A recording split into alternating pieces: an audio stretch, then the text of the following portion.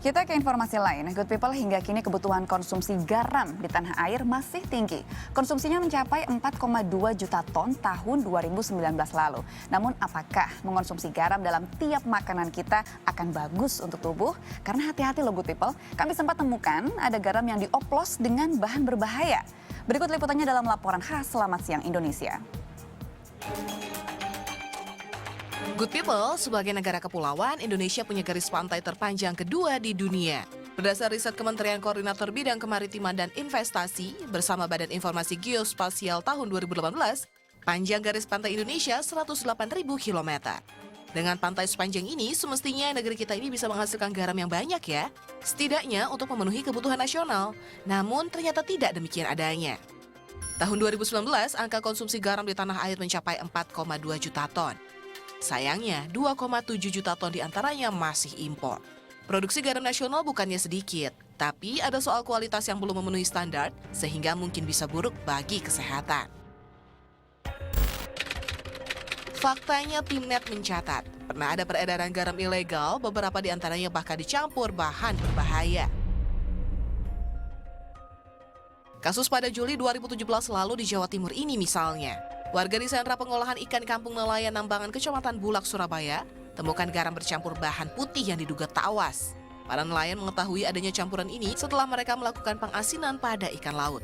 Meski tawas bisa berfungsi menetralkan racun, penggunaannya bisa berbahaya jika bercampur dengan makanan. Masih pada tahun yang sama, petugas Satreskrim Polres Ponorogo menggerebek dan memasang garis polisi di gudang pengepakan garam milik Andi, warga Kelurahan Brotonegaran, Ponorogo. Polisi mendapati gudang berisi puluhan ton garam dan juga praktek pengemasan garam oplosan. Diduga pemilik sengaja mengoplos garam resmi lalu dikemas dalam kemasan kecil. Ironisnya praktek pengemasan garam ini telah dilakukan sejak tahun 90-an. Garam ilegal ini dijual ke beberapa daerah di Jawa Timur dan sebagian wilayah Jawa Tengah dengan omset ratusan juta rupiah. Tim kami telusuri salah satu pasar di Jakarta Timur. Apakah praktik garam oplosan kini masih marak? Pernah beli garam yang rasanya aneh nggak, Bu? Enggak sih. Aman-aman aja? Customer? Oh, nggak ada. Aman? Aman. Dari Jawa mana, Mas, biasanya ngambil? Dominan? Pernah, Mas, pernah dapat yang jelek nggak, Mas? Pernah dapat yang kayaknya nggak kayak standar garam gitu? Belum pernah sih. Aman aja selama ini? Dari mana, Mas, ini, Bapak? Daerahnya? Kirimannya? Kurang tahu sih, soalnya bus yang belanja. Untuk ini, harga, Pak?